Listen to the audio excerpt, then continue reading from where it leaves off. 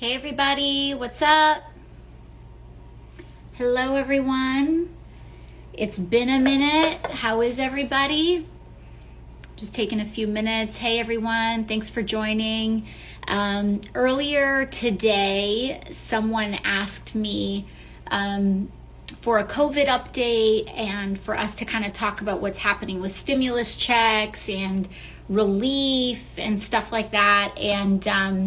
And so I said, yeah, let's do it. I'm happy to hop on Instagram Live tonight and answer your questions around COVID relief and stuff like that. I've also had a lot of people saying, when are you going to do your cooking Q&A? And I figured I'd do it now. You know, a lot of you have been wondering like why I stopped doing my cooking Instagrams. And frankly, it's because I haven't been doing as much cooking. And when I am, it's like, you know, like sad, like rice and beans. I mean, that's not sad per se, but it's not necessarily the most entertaining thing in the world to watch. It's just like things are slow and boiling. But anyways, I wanted to hop on and give you guys an update on COVID and stimulus checks and like what's going on and why is no one helping. And I want us to talk about like what the state of play of things are right now, what you can do, etc. So that's what I'm going to be doing tonight. I'm also going to try to be taking some of these questions while I am making a meal. So I have kind of a salmon cream pasta situation that actually shouldn't take super long to make. So I'm just going to be doing most of my prep work except mincing the garlic. I did that ahead of time because that takes a long time. But yeah, feel free to pop in with your questions. Let me see what you've got here. And let me see what some of your questions are. And actually, you know what I'll do is that I'll start off, before going to questions, I'll just start off on the state of play and how things are going with the Senate and just with COVID and are we going to get stimulus checks, what's going to happen, etc. So here's the deal. Everyone's talking about all this fighting going on in DC, and honestly, to a certain extent, who cares about the fighting when the point of the whole situation and the end result of all this fighting is that people aren't getting what they need, right? So here's the deal. There's a couple of moving parts, and as you know, we go back to Schoolhouse Rock in order for a bill to become a law, which is what we need to do to get COVID relief in order to pass a stimulus. And for that $1,200 check last time, we needed to pass a law for that, right? Because not every form of relief, you know, people may say, oh, that's such a basic thing to say, but not every form of relief actually requires passing a law, right? That's our whole argument to Joe Biden is that you don't actually need Republican senators to vote for student loan relief, for example. He could cancel student millions and probably billions, frankly, billions of dollars of student loan debt with a strike of his pen, with an executive order. And so the reason why I do think it's important to say and reiterate that in order for us to get COVID relief, unfortunately, this is not just a matter of the president just signing an executive order and sending $1,200 stimulus checks out to everybody. We have to pass a law, which means that we have to get the House to vote on something. It means that the House has to pass a law. It means the Senate has to, or rather pass a bill. The Senate has to pass a bill, and Trump still needs to sign that bill. So let's keep it real. Let's talk about beyond just Democrats are this and Republicans are that. Because this actually is not a situation of every Republican not wanting a check. This is a matter of Mitch McConnell not wanting a check. Mitch McConnell does not want to cut checks. And what the big holdup is, and even with many Republicans who are open to voting for a check, the problem is that they want something in exchange, right? And the thing that they want, that Republicans are asking for in exchange, is something known as corporate liability protections. What's that? Corporate immunity. And what do corporations want immunity for?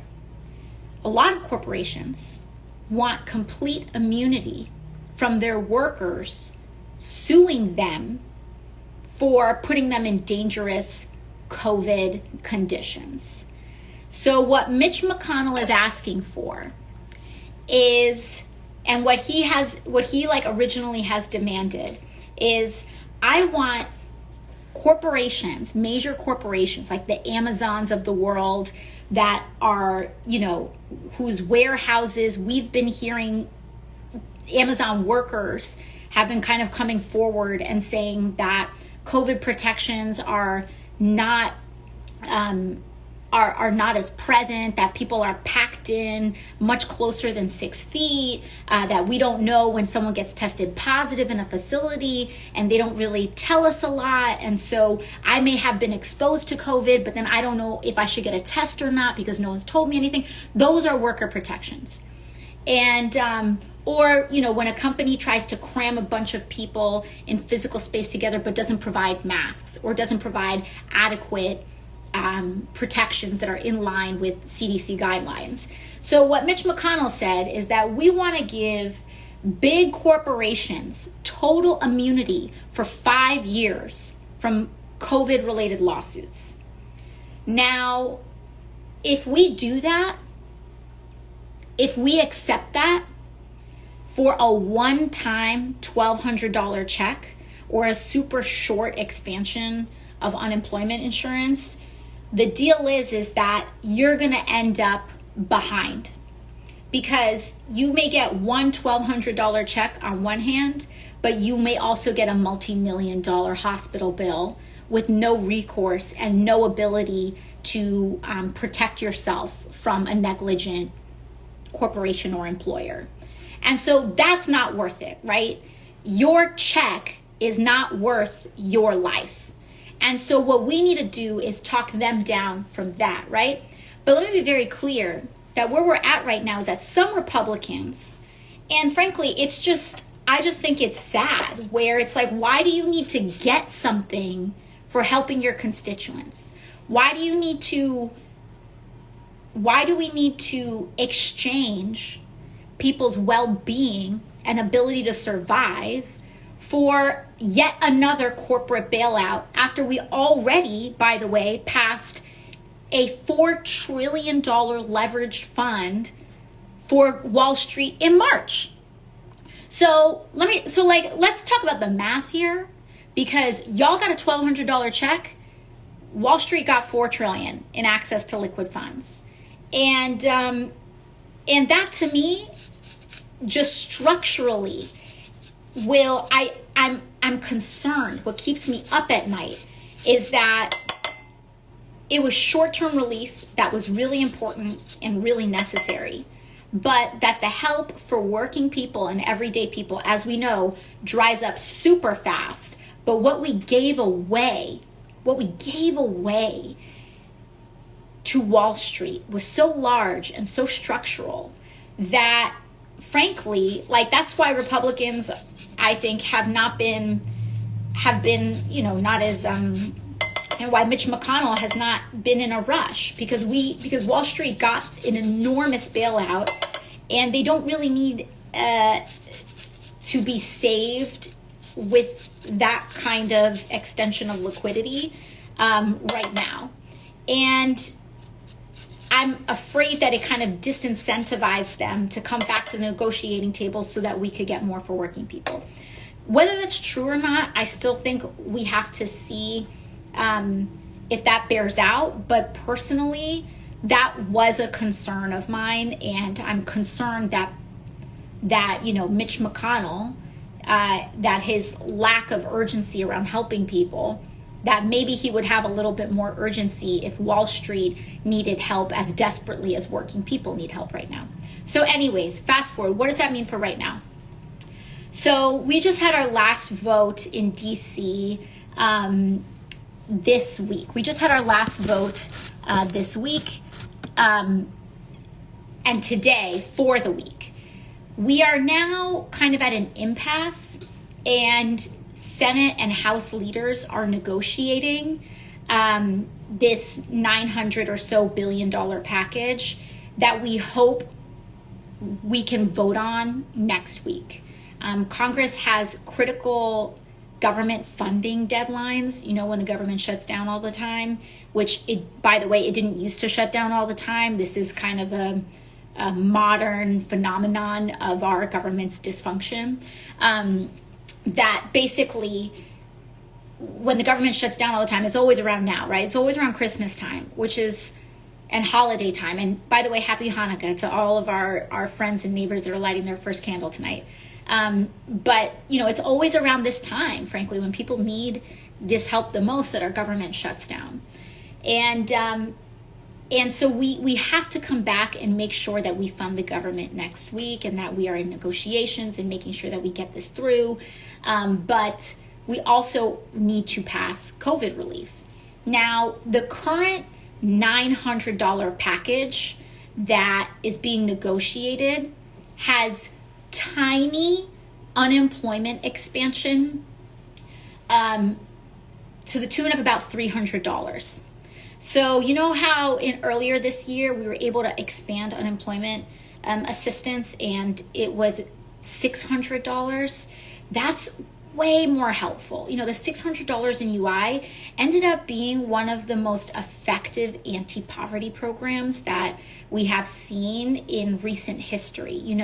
People were really finally able to just breathe a tiny bit for a short period of time with that expanded UI.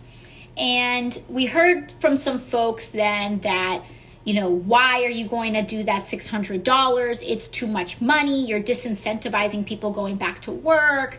But we could have solved, and in fact, we had proposals to solve that problem so that you didn't have to face this cliff, right? So that if you went back to work, you wouldn't lose money. But at the same time, we could ease people. You could keep that help while you transition back to your job. Those proposals were shut down. And we had many other proposals as well to help ease this issue. And now what's going on is now we have this tiny increase. So we went from that $600 help. The current state of the package that's being negotiated is cut in half. So instead of $600 in unemployment, they're now looking at $300 in unemployment and no stimulus check. Is that enough? Is that enough for you? Is that enough for your friends? Is that enough for your family? Is that enough for the people that you know who are struggling right now? $300 UI and no check? Is that enough? I don't think so. I don't think that's enough. Not only that, but it's also as though Mitch McConnell and all of these folks aren't taking any responsibility for the fact that they allowed unemployment to expire in August. They're not taking any responsibility for the fact that they messed up, that they hurt people back in August. And so when those unemployment protections expired in August, you then had people who were able to, with that little bit of help, able to make their rent, able to, buy some groceries, able to help their kids. When that expired in August, now you have the clock ticking because there's no help in September, October, November. And by the way, that was at the beginning of August too. November and now December, 4 months later. And so is it any surprise at all that people are behind 4 months on rent? And that is completely normal? It's not normal, but it is very common, I should say, that people are 4-5 months behind plus on rent. Oh, and by the way, if you were experiencing issues with unemployment before the pandemic, or if you were struggling with your rent before the pandemic, we're acting as though you're in a different situation, right? As though you're not in this boat with us, as though if you were struggling with your bills before the pandemic started, that the pandemic doesn't affect you at all, right? That you are responsible for this, which is also wrong. which is also completely wrong and false. And the fact that so many people are disqualified from help because they were struggling shortly before the pandemic started or struggling before the pandemic started is just a complete rejection of reality. We are all enduring and all weathering this one way or another, with some people weathering it much, much harder than other people are weathering it. And so we really need to make sure that we get stimulus checks in. So the bad news is that the current package does not have stimulus checks. The good news is that we are starting to build bipartisan support for stimulus checks. So what that means is that while there are a whole lot of Republicans that are saying no on checks and UI, oh, and by the way, the White House, we have the Secretary of the Treasury, Trump's Treasury Secretary, Stephen Mnuchin. Now, when they see all of this pushback with people needing checks, now what their new proposals is saying you can get checks or UI, which does not help the situation. We should not erase unemployment so that people could get checks, and we should not erase checks so that people get unemployment, which, by the way, the unemployment package that they're already proposing is already too little. But no matter, we need to make sure that even if we take this deal, right? Because I'm actually like not this, I know Fox News, and not even just Fox News, like plenty of other Democrats think I'm like this fire and brimstone, like my way or the highway, like blah, blah, blah kind of person. But the fact of the matter is I recognize that we need help, and you all need help. And I will do whatever it takes in order to make sure that you all get the help that you need, get the money that you need, but also aren't sent in and made so vulnerable at your job that you get COVID and then have no recourse against your employer, right? Because that trade-off's not worth it. And so, what we're able to do is say, okay, listen, the $300 is not enough, but if that's as high as Trump is going to go, if $300 in unemployment is the absolute highest that Republicans are going to go, fine. Take this package, let's assess it, but we need to add stimulus checks into it. And so the current state of play is that we've got this package. It's got some state and local funding, not enough. It's got unemployment assistance, not enough, but more. Not enough, but still something. In order for this to, I think, push through is with no funny business, no fine print, no taking stuff away in order to get people's relief, is that you just add the stimulus checks in. And so I support this, but also we're also seeing some movement in the Senate, where Republican Senator Josh Hawley is in support of it. And these are people that we never agree with, pretty much polar opposite on almost everything. But both he and Bernie Sanders have introduced an amendment, and we're speaking on the floor of the Senate to add stimulus checks. And so that's the state of play of things right now. But the bottleneck is Mitch McConnell. And what we're also seeing is Stephen Mnuchin with this proposal of exchanging one UI for another. And I never see this kind of austerity when it comes to Wall Street bailouts. I never see this kind of austerity when it comes to things that the absolute wealthiest people in our society demand. We only see this austerity. We don't even see this austerity mindset for the military, by the way. We are voting right now and have voted this year in committees and on the floor in advancing a $740 billion defense bill. Republicans have no problem with a $740 billion defense bill. Wave that baby through, but COVID checks? Let's rein it back. Unemployment? No. So this really isn't about fiscal responsibility at all. It's just not. It's about who's willing and who has the stomach to let people starve because they aren't affected, have never been hungry. I have no idea. But the very fact that this is even partisan is sad. And we have to really make sure, stimulus checks, it shouldn't be a Democratic thing, and it shouldn't be a Republican thing. It should be a pandemic thing. It should be a national disaster thing. It should be an emergency thing.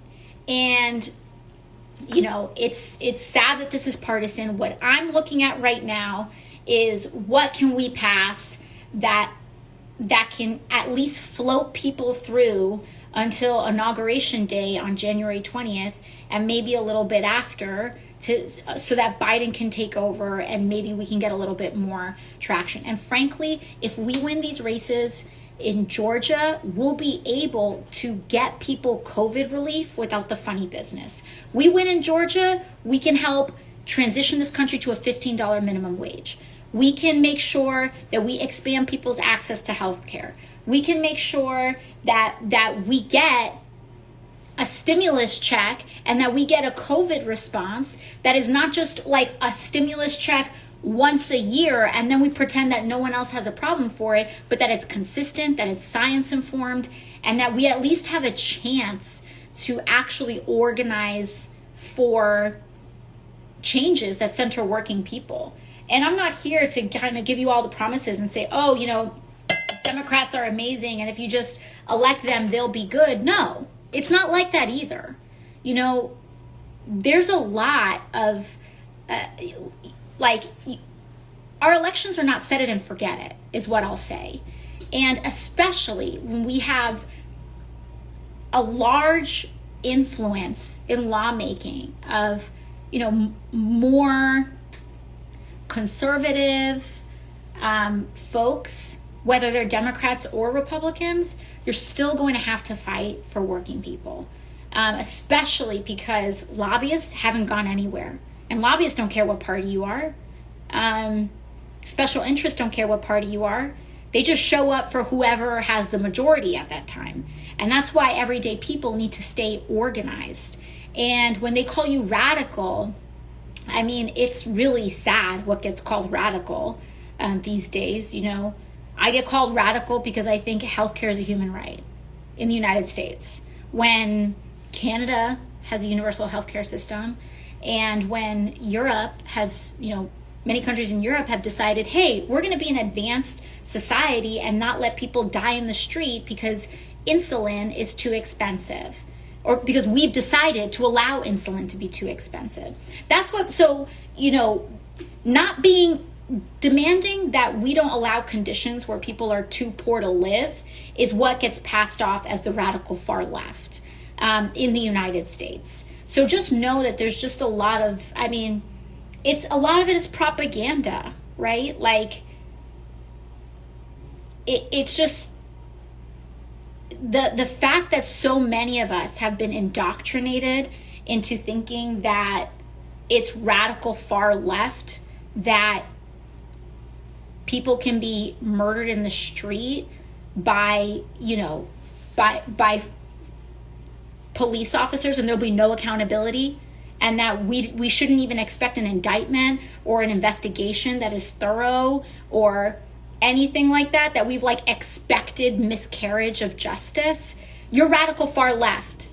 You're radical far left if you think there should be real accountability there. Not just banning a chokehold here, but that people should go to jail for intentionally, where we see are killing other people negligently, or what have you. Remedial things beyond that. I know I try to read in abolitionist work, and I always struggle with those frameworks as well, because we've all been kind of indoctrinated to think about what is radical or too far. But meanwhile, the reality that we are living in right now is radical. We are living in this radical reality of conservatism and radical, conservative and corporate norm. And that's what's radical, letting people die because they can't afford insulin when the original patent for insulin was $1. That's radical. That's radical to me. That's destructive radicalism to me. Having a global pandemic and choosing to not cover people's health care, that's radical to me. That's radically wrong to me. Paying people $7 an hour when not a single person who can really afford to live in a home on 40 hours on a full-time job, 7 hours a week, and you don't have help from mom or dad or whatever, and you didn't inherit the home that you live in, like paying $7 an hour in the richest country in the world, which is not enough for people to eat, sleep safely, that's radical to me. That's radical. So you're not radical if you believe in a living wage. You're not radical if you believe that healthcare is a human right and that we should guarantee it to everybody. And I'm not talking about health insurance. Let me make that very clear. I'm talking about health care. I'm not talking about you should have the right to pay for frankly, I'm trying not to curse. I'm not saying you should have the right to pay for a raggedy bronze plan that doesn't cover the health care that you need. I'm talking about you should be able to walk into a doctor with your health concern, get treatment, get a diagnosis, and not be scared that you're going to have to mortgage your life or choose between rent and medicine. So you're not radical if you believe that that's something that we should have as a modern society. It's not even like we're trying to go to space in the 1960s, right? I wish that we could have this this mentality that, and this pride that people have. I wish that the United States is cutting edge and number one in everything, that we do everything in a way that no other country has done before. I'm just trying to catch up to some civilized other societies that actually care for each other. We're not even trying to be the first to guarantee healthcare in their country. We're not even trying to say the United States is super ambitious and we should establish the first guaranteed healthcare policy in the world. No, we're already behind. We're already behind. And we need to catch up to the rest of the world. And if we want to take pride in leading the pack, then that means we need to lead the pack. And leading the pack means Medicare for all. It means vision, dental, physical, and mental health care, that you can go in and not have a problem. Walk in, say, this is the help that I need. You get a diagnosis, you're able to get that assistance. And when people say, oh my gosh, you have to think about how people wait in other countries. First of all, many of those claims very over-exaggerated. But second of all, how long do you wait to go to the doctor because you don't think you can afford it? How many of you all have waited 5 years to go to the dentist because you're scared that it's going to cost $2,000 and you don't have $2,000? So our system is already a system where people self-select themselves into multi-year wait lists because they know they can't afford it. They know they can't afford getting that root canal or getting your tooth pulled that's hurting you, that it ends up costing more and more money the longer we wait because we can't afford it we can't afford the $500 in the short term, so we're gonna have to pay the $2,000 in the long term, right? That's a system that doesn't make sense. And by the way, a guaranteed healthcare system is cheaper than what we're doing right now. Cheaper than what we're doing right now. So anyways, shout out to my fellow radicals in the United States who believe crazy things like a full-time job should be enough for you to live, and also, believe in crazy radical things like if you kill someone, there shouldn't be impunity, and also who believe really crazy radical things like you should get a stimulus check without having to bail out a corporation for it, or that you should get a stimulus check without your employer, if you work for one of these huge conglomerate employers, sending you into harm's way and being completely immune from any accountability for that. Shout out to my fellow radicals who think that, we should live in a humane, advanced society, and that we shouldn't be under the thumb of a $7 minimum wage and, racist systems because that just benefits whoever the people are in power to already be in power. So, shout out to my radicals who think that maybe one way that we can deal with a lot of the shortfall that we have is to do things like legalize marijuana and tax the commerce on that so that we can fund our schools. Or, tax the rich. Maybe we can tax the rich so that people who have helipads on their house or near their house can help chip in for black school districts that are perpetually underfunded. How about we do that? But apparently, if you believe in that, you are radical, far left, danger to this country. Both parties will disassociate with you, right?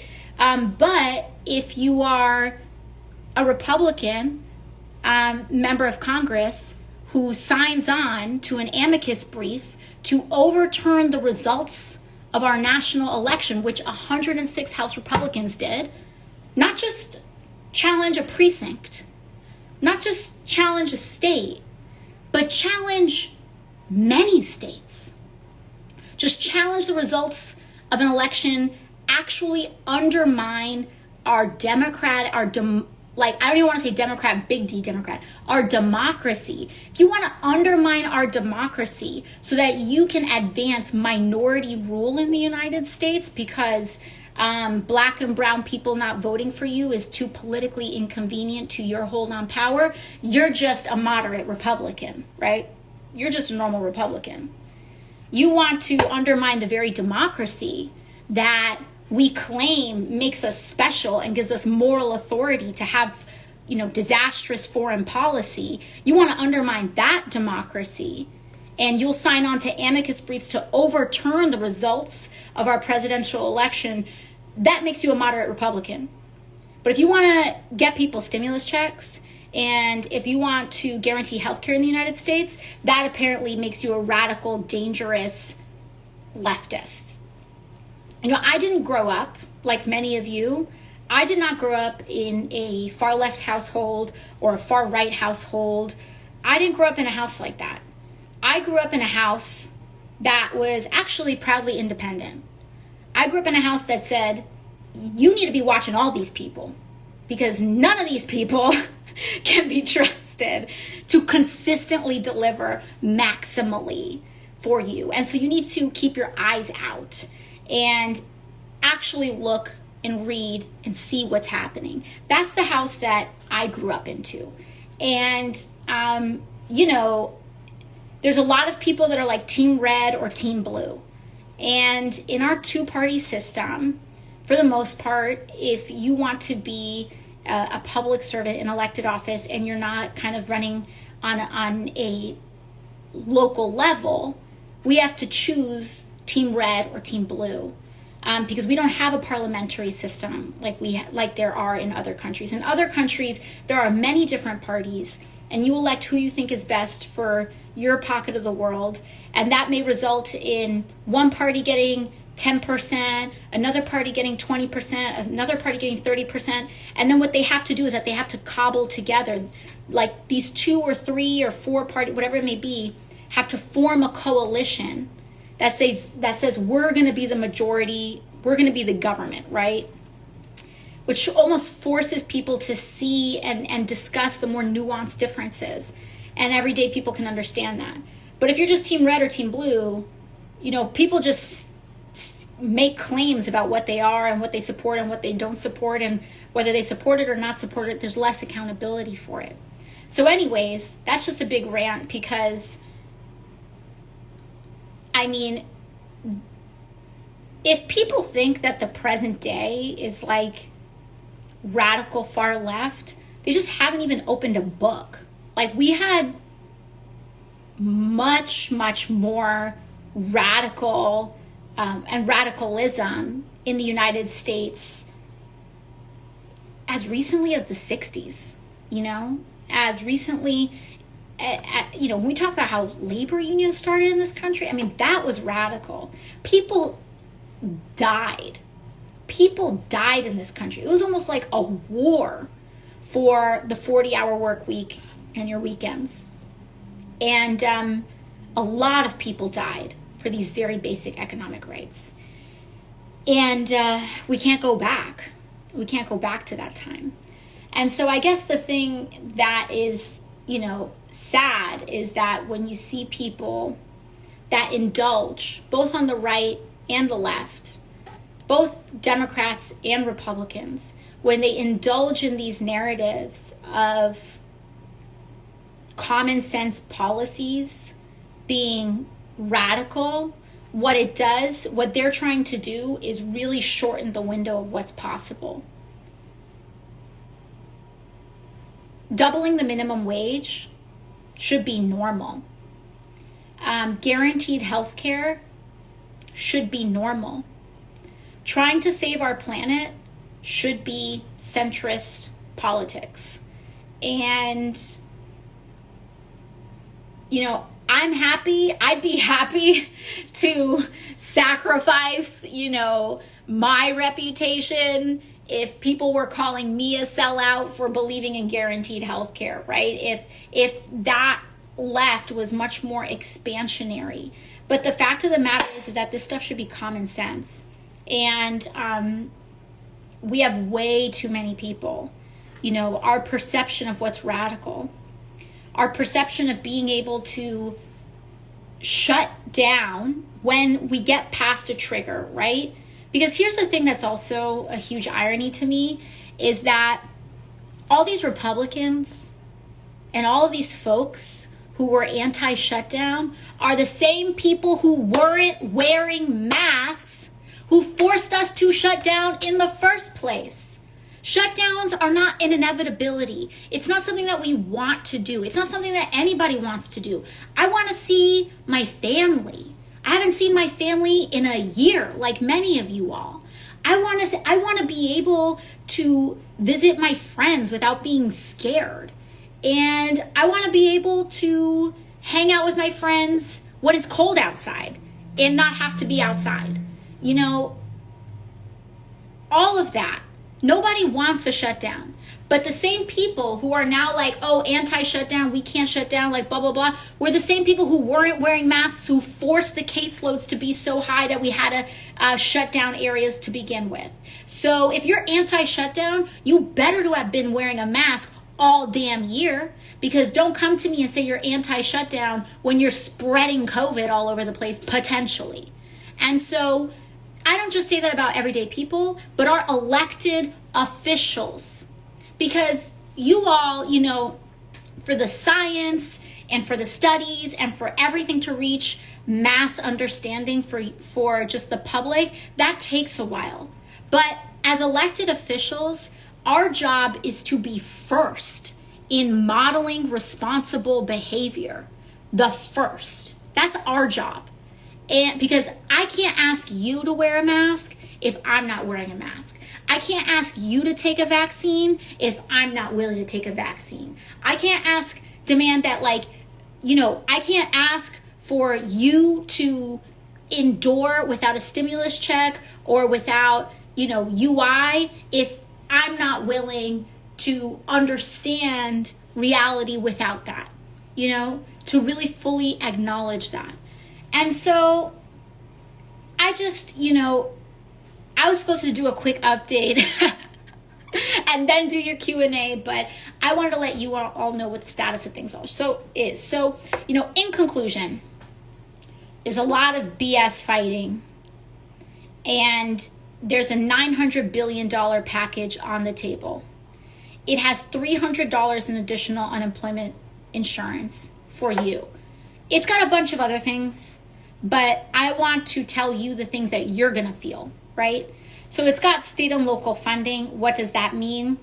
When we have these shutdowns, so the federal government does not, in terms of our spending and how, when people say, how do you pay for it? Federal government doesn't really work like a piggy bank or like a household where you have to budget and like every dollar in is what comes out. And if you don't get that dollar in right away, you can't spend it. That's not how the federal government financing works. But states and municipalities, cities and states do rely on that taxes, on those kinds of taxes and that kind of income. So when we grind economies to a halt, all that sales tax, small businesses that we really need a lot of help for, we need rent relief for small businesses, we need payment relief for small businesses, we need payroll relief for small businesses too, all of that as well. Rent support, people who are on the cusp of eviction or have been evicted, we need to make sure that we take care of you all as well. But anyways, states and localities, when we shut down states and localities, sales tax isn't getting exchanged the same way. Like all that stuff isn't really happening. And so states need to pay their teachers. We need to pay for our schools. We need to pay for garbage collection. So if you're in New York City, you may notice that some things are starting to be shaky, right? Like garbage collection happens a little less frequently because we can't pay for it to happen more frequently, right? So this COVID package, what we're trying to get is state and local funding, because since the federal government doesn't work in that same way, since the federal government has a lot more financial and monetary tools at their assistance, many more than states do or municipalities do. What we can do, one part of this COVID package, is to get states and localities money so that they can keep paying their police officers, all of this whole thing. People are talking about defund, right? Everyone's talking about defund. You want to know who's actually voting to defund the police? Republicans.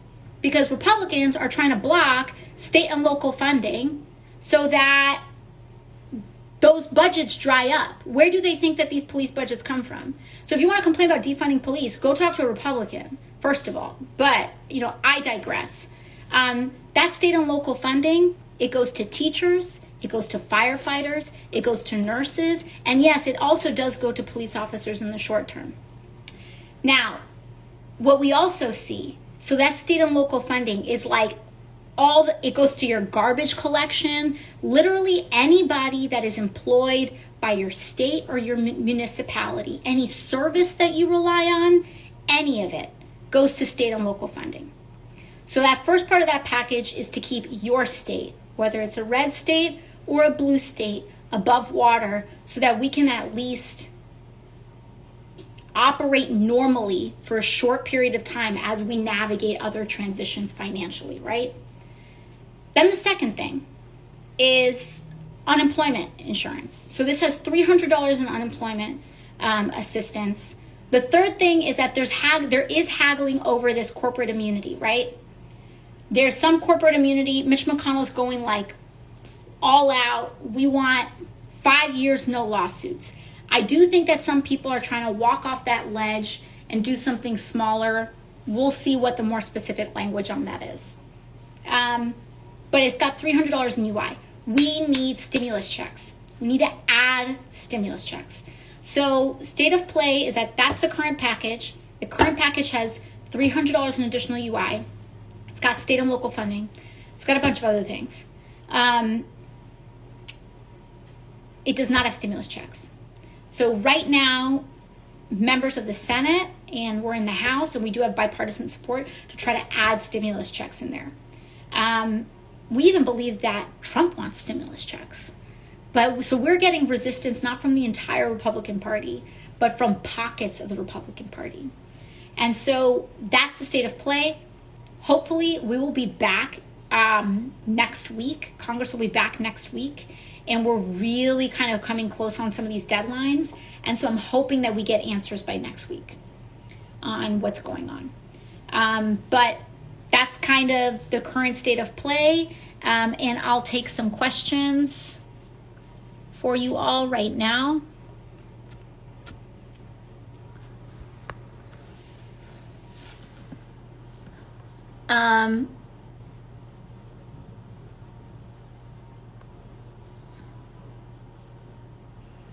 Pulling up some questions for you all.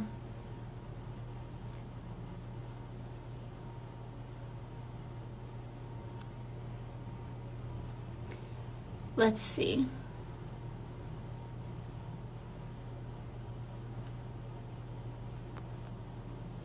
Someone said, what can we do to help push for canceling student loans?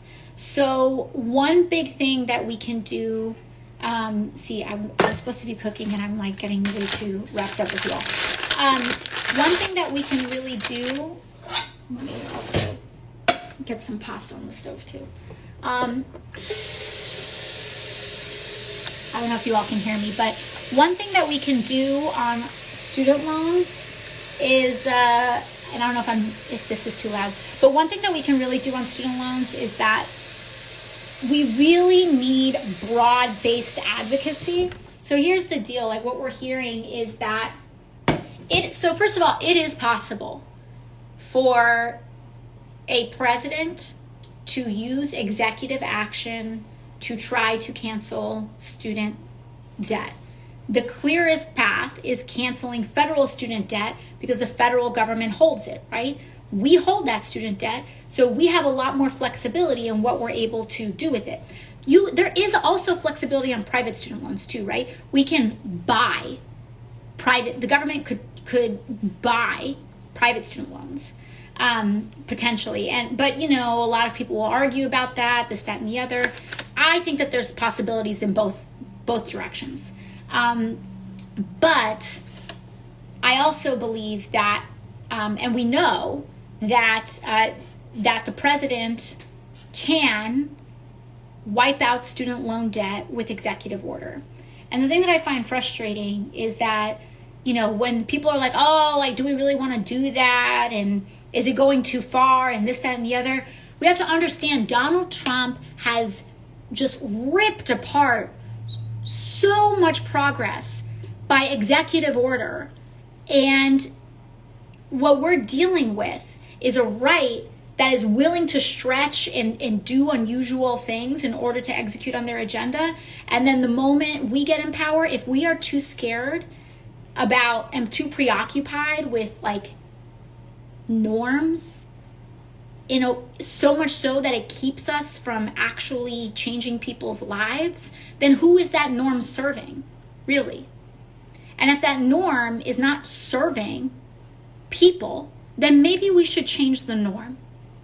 And maybe the norm should be that we actually have the power to help people. Maybe that's what the norm should be. And so we do have the ability. It is there.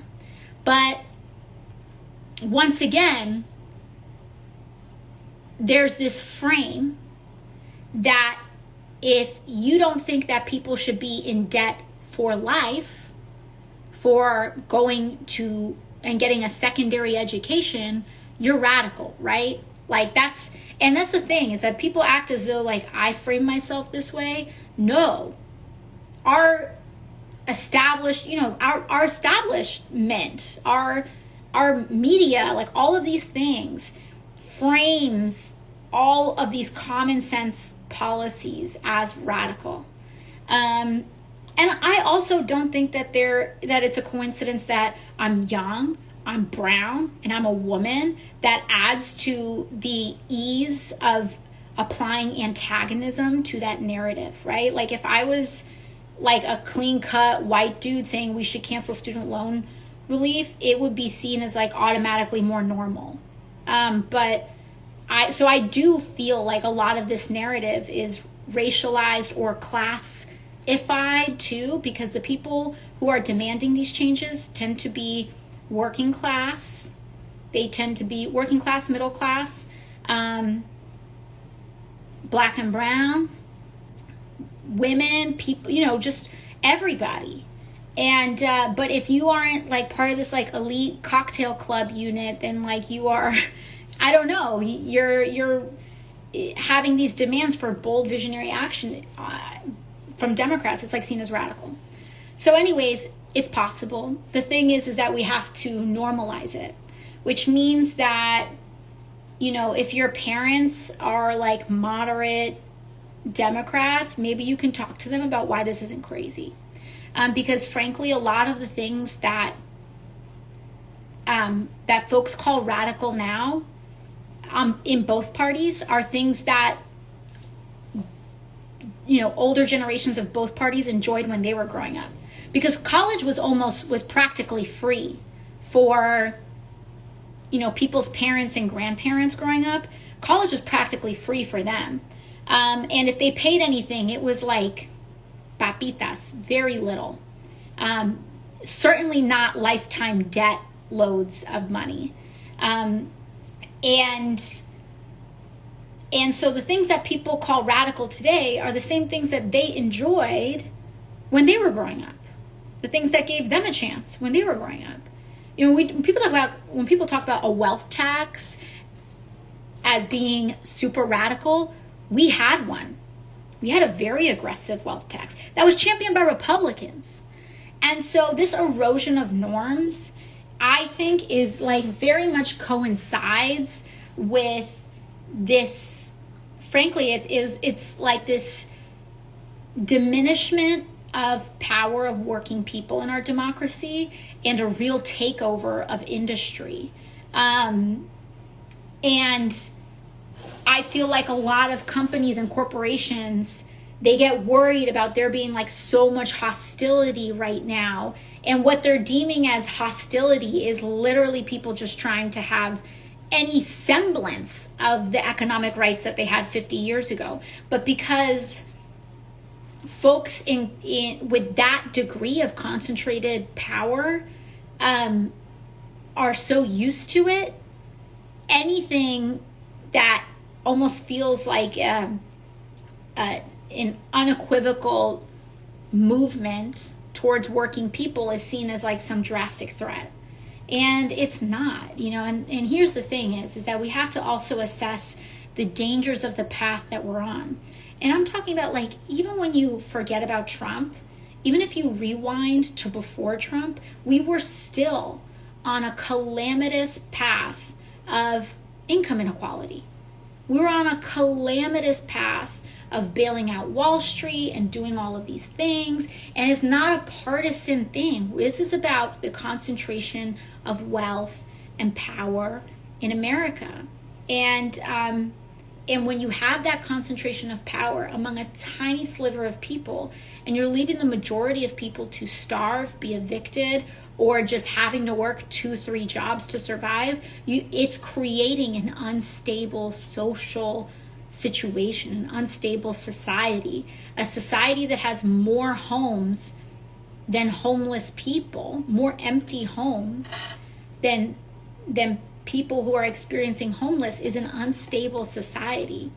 A society that disincentivizes the education of its own populace by creating mountains of debt at the prospect of having a more educated, you know, people, is a dysfunctioning and disordered society.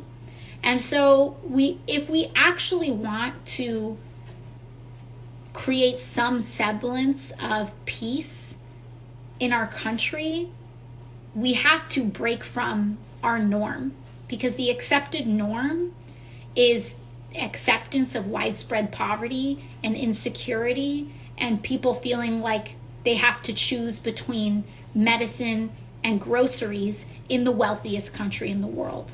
What good, what use is being the wealthiest country in the world if people can't even afford to live, right? You don't have to be the wealthiest country in the world in order to make sure that people have health care. And we know this because other countries that are not the wealthiest country in the world do this.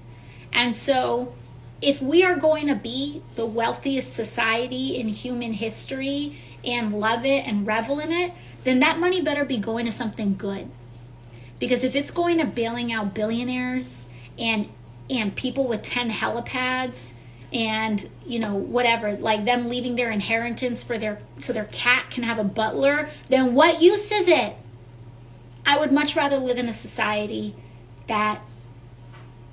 where people don't have to worry about being homeless, or people don't have to worry about their medical debt being what gets, you know, what makes them homeless.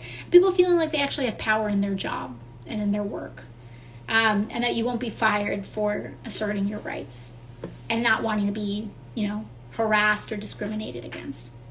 Oh, and by the way, the other thing that's radical, apparently, is not having amnesia about the history of our country. That's also apparently super radical. And what's normal is forgetting about our past, even our most immediate and recent past. Like I laugh so much at these people who are like, defund the police is too complicated. People don't understand it. We need to pick something simple, like, you know, when Black Lives Matter came out, everyone knew what that means. Are you kidding me?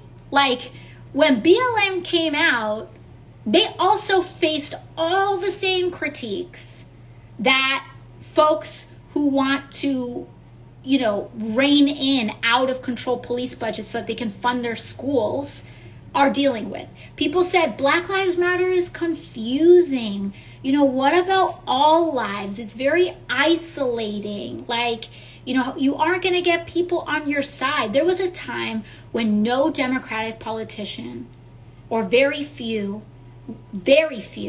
were willing to say Black Lives Matter. There was a time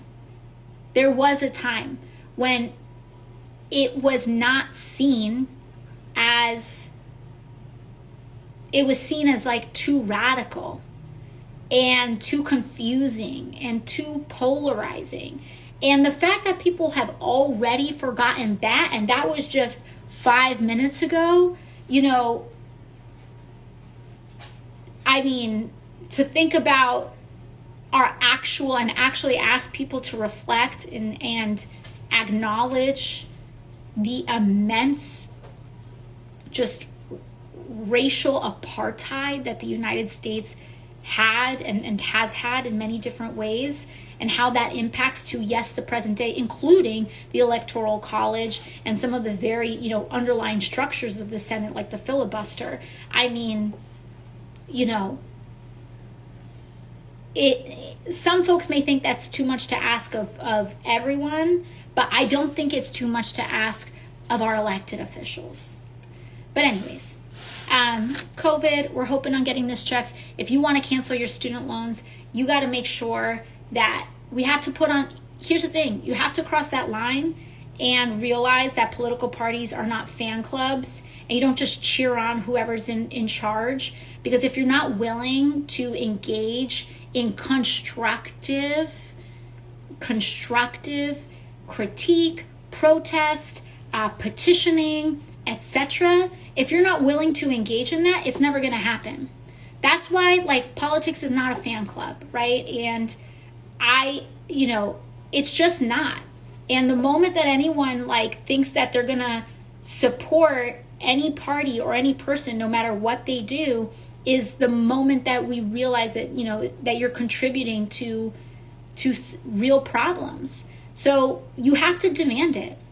And you need to demand student loan debt just as strongly from a Democratic administration as you would a Republican administration, period. Because there is something to be said about hypocrisy, where if you're only going to bring energy around policy demands when a Republican is in charge and say those things towards them, but you're not willing to bring those same policy demands with that same energy when a Democrat is in charge, then, like, are we really in this to change the world, or are we just in this to, like, pick a fan club, right? And so we have to continue on the organizing, and we have to continue on the pressure. And guess what? People are going to fight back, because people don't like, you know, elected officials don't like being criticized. It's just, you know, it is what it is. And so there's always going to be that, like, that pushback. But we have to say, you know, we supported you, and say why you voted for somebody. You need to be really vocal about that. You know, if you voted for a Democrat so that Democrats could cancel your student debt, say that. If you voted for you know, a Democrat so that we could, at the very least, lower Medicare, the age of qualification of Medicare, a dramatic amount, say that. If, like, why did you vote? You know, and this is why it's so important to vote for something and not just vote against something, right? If you voted because you want to see climate action and you want to make sure we stop poisoning ourselves, say that. And so we have to say that. We have to remind ourselves what we're trying to accomplish, because this is not just a game of personalities and, like, let's just, you know, puff people up unsubstantively, right? We have to make sure that we are always talking about the issues. What do we want? And so I'm here to tell you that canceling student loan debt is possible, and don't let people get away with telling you that it's not. It is. In fact, I think student loan debt cancellation is probably one of the most possible things that we can do up front. So we have to demand it, and we have to organize around it. So aside from that, it's getting a little late. All I did was, I don't know, shave a lemon. I forget what they call this. But so I really got to actually cook. Sorry I didn't actually make a meal for you all, but I will try to make up for it. Because all I did was put water in a pot and shave a lemon. But I will make up for it by posting a photo of this meal to my stories when I'm actually done doing it. All right. Bye, everyone.